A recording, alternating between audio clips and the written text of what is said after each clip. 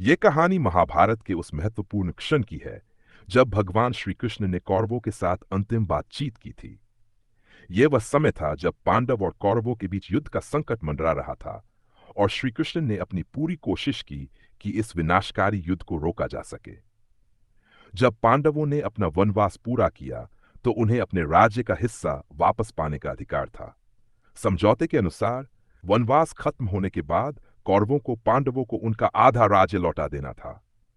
लेकिन दुर्योधन, जो कौरवों में सबसे बड़ा था, अपने हेट और घमंड में पांडवों को कुछ भी देने के लिए तैयार नहीं था। उसने ठान लिया था कि वह किसी भी कीमत पर पांडवों को सत्ता में हिस्सा नहीं देगा। युधिष्ठिर, जो शांति और न्याय प्रिय थे, नहीं चाहते थे कि उनके परिवार और राज्य में रक्तपात हो।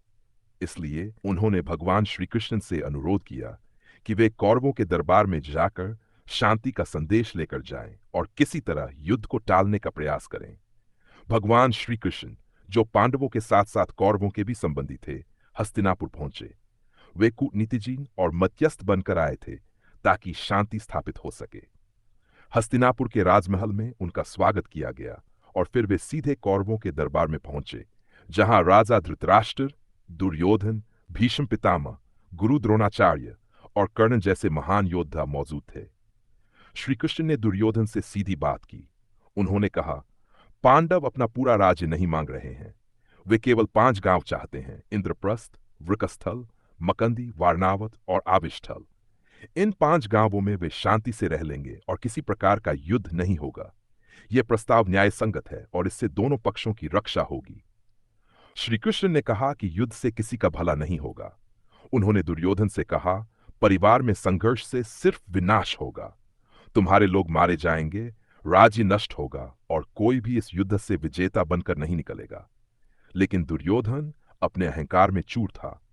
उसने ठान लिया था कि वह पांडवों को सुई की नोक जितनी भी जमीन नहीं देगा। उसके मन में ईर्ष्या और घमंड भरा हुआ था। उसे विश्वास था कि उसके योद्धा, खासकर कर्ण, उसे पांडवों के खिलाफ युद्ध में विजय दिला सकते हैं। उसने श्री कृष्ण के सभी तर्कों को ठुकरा दिया और साफ कहा, मैं पांडवों को कुछ नहीं दूंगा, न गांव न राज्य। दुर्योधन के इस व्यवहार से श्री कृष्ण को पता चल गया कि शांति की कोई गुंजाइश नहीं बची है। दुर्योधन इतना अंधा हो चुका था कि उसने श्री कृष्ण को बंदी बनाने की योजना बना ली, यह सोचकर कि इससे पांडवों की शक्ति कमजोर हो जाएगी। लेकिन जैसे ही दुर्योधन ने इस चाल को खेलने की कोशिश की, श्री कृष्ण ने अपना विराट रूप धारण किया। उन्होंने अपना दिव्य रूप प्रकट किया, जिसमें सभी को उनके वास्तविक स्वरूप का दर्शन हुआ। उनका विराट रूप देखकर सभी दरबार में मौजूद लोग हतप्रभ रह गए। भीष्म पितामह और द्रोणाचार्य जैसे महान योद्धा भी इस रूप को देखकर समझ गए कि श्री कृष्ण कोई साधारण व्यक्ति नहीं है, बल्कि वे स्वयं भगवान विष्णु के अवतार हैं। लेकिन दुर्योधन पर इसका कोई असर नहीं हुआ।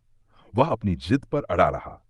श्री कृष्ण ने दरबार में उपस्थित सभी लोगों को चेतावनी दी, युद्ध अब टाला नहीं जा सकता। दुर्योधन ने अपनी नियति खुद तय कर ली है। यह युद्ध उसकी हठधर्मिता और अधर्म के कारण होगा और इसका परिणाम होगा कौरवों का सर्वनाश। इसके बाद श्री कृष्ण पांडवों के पास लौट आए और उन्हें बताया कि शांति का हर प्रयास विफल हो चुका है। युद्ध ही अब अंतिम रास्ता है। इस प्रकार श्री कृष्ण की कूटनीति और शांति का प्रयास विफल रहा। दुर्योधन का हेत, लालच और अधर्म उसे और पूरे कौरव वंश को विनाश की ओर ले गया। कुरुक्षेत्र का महान युद्ध हुआ, जिसमें पांडवों ने धर्म की रक्षा के लिए लड़ाई लड़ी और विजय प्राप्त की।